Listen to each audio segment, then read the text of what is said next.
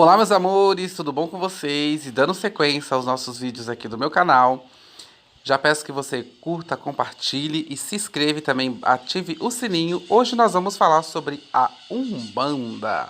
O que é a Umbanda, né? Qual a diferença de Umbanda para Candomblé? Vamos aqui falar um pouco hoje sobre Umbanda. Bom, pessoal, a Umbanda é uma religião brasileira, né? Todo mundo já sabe, resultante da misturas de elementos de religiões africanas, indígenas, orientais e europeias, assim como o catolicismo e o espiritismo. Por seu aspecto mestiço e sincrético, a Umbanda é considerada uma religião genuinamente nacional.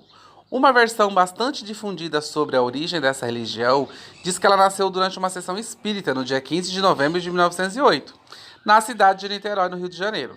E por isso que no dia 15 de novembro é comemorado o Dia Nacional da Umbanda. A Umbanda, gente, tem alguns orixás, né? Mas antes disso, eu já falei num outro vídeo sobre o que significa a palavra Umbanda, que significa aí, né, lugar de culto, significa também curandeirismo, né? A qual também, segundo o Caboclo das Sete Cruzilhadas, a Umbanda também é a manifestação do espírito para a caridade, né? Falamos também no vídeo passado dos aspectos da Umbanda, né? Que pega aí um pouquinho de cada religião, né? E agora a gente vai falar sobre os orixás da Umbanda, né? Os umbandistas acreditam que os orixás e as entidades ancestrais habitam outro plano de existência. Os orixás são antigas divindades iorubás, cujo culto foi trazido ao Brasil pelos negros escravizados. Dentre os orixás mais cultuados no terreiro de Umbanda são Oxalá, que é o maior importante, né, o mais importante, é o símbolo do branco e sua qualidade de sabedoria.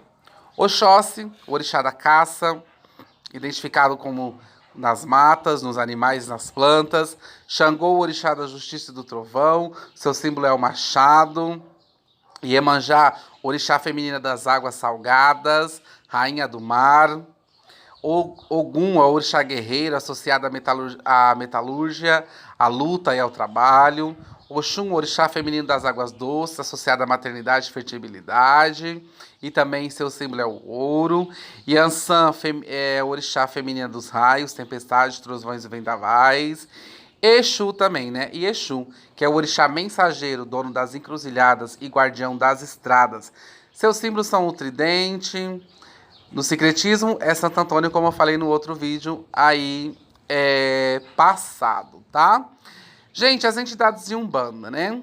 As entidades de Umbanda são espíritos desencarnados de ancestrais que podem ser incorporados por médios durante cultos nos terreiros de Umbanda. Essas entidades que cumprem funções ligadas à cura e ao aconselhamento podem ser descritas como tipos populares pertencentes à realidade social brasileira. Vejamos agora algumas entidades cultuadas na Umbanda, né? Temos aí os pretos velhos, espíritos de negros escravizados. Os pretos são possuidores de vasta sabedoria. Temos os caboclos, espíritos de antepassados indígenas. Os caboclos possuem forte vínculo com a natureza e são grandes conselheiros. Temos os baianos, espíritos descontraídos, dotados de grande energia positiva. Os baianos são conhecidos por serem bons de prosas e bem sinceros. Temos os boiadeiros, diferentes dos baianos, os boiadeiros não são de falar muito, porém são bondosos, justos e corajosos.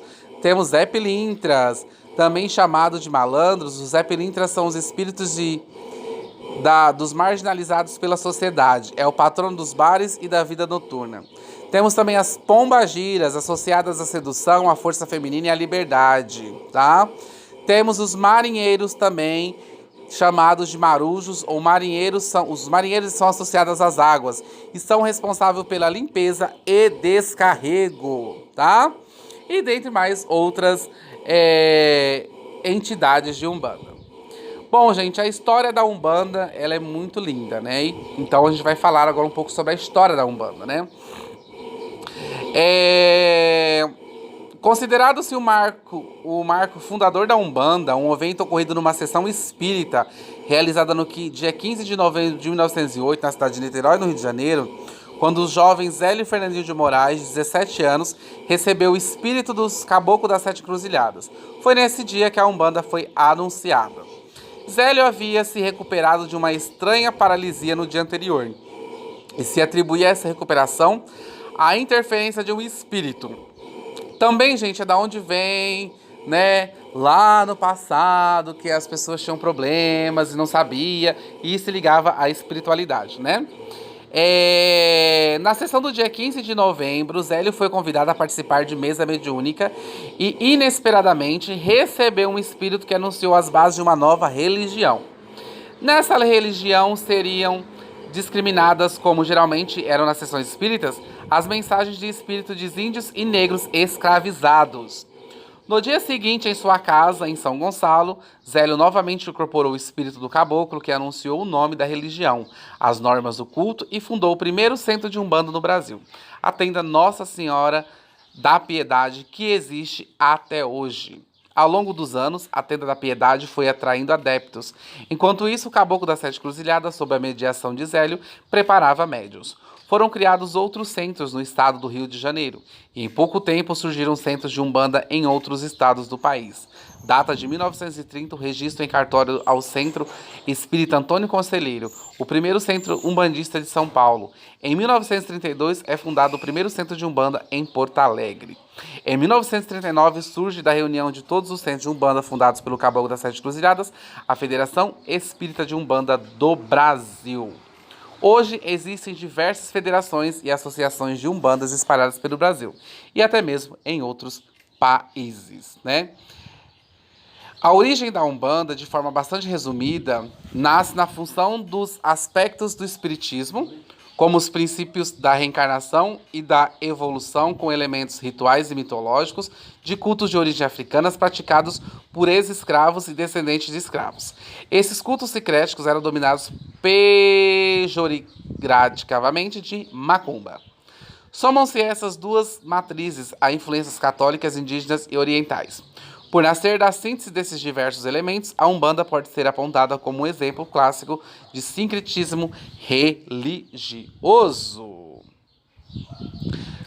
Bom, pessoal, da matriz africana, a Umbanda assimilou-se, entre outras coisas, o culto principalmente aos orixás, né? Por isso que até hoje na Umbanda a gente se cultua o orixá e não incorpora os orixás, tá?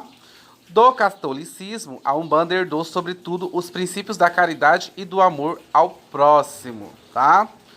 Dos indígenas, adotou elementos da pagelança, rituais xamânicos conduzidos pelo pajé para a cura e a previsão. Do hinduísmo, herdou as nações de karma e reencarnação, que também aparecem no espiritismo. Você sabe como que é os cultos da Umbanda? Vamos descobrir agora. A gira, nome que se dá ao culto da Umbanda, acontece nas casas de Umbanda e é constituída por orações, cânticos e pela invocação de entidades que descem nos médiuns, também chamados de cavalos. As entidades incorporadas dão passes, discursam e orientam os participantes dos rituais. Nos rituais, geralmente se usam vestimentas de cor branca, tá? O culto é o momento em que se estabelece um vínculo mais próximo entre os planos físicos e espirituais. Dentre as finalidades do culto da Umbanda estão o aconselhamento, a orientação, a reafirmação da doutrina, o auxílio espiritual, a desobsessão, que é um tratamento, né, que procura afastar a interferência prejudicial de espíritos. Diferenças entre Umbanda e Candomblé. Gente, a Umbanda e o Candomblé, elas são religiões praticamente brasileiras, né? E possuem vários aspectos em comum.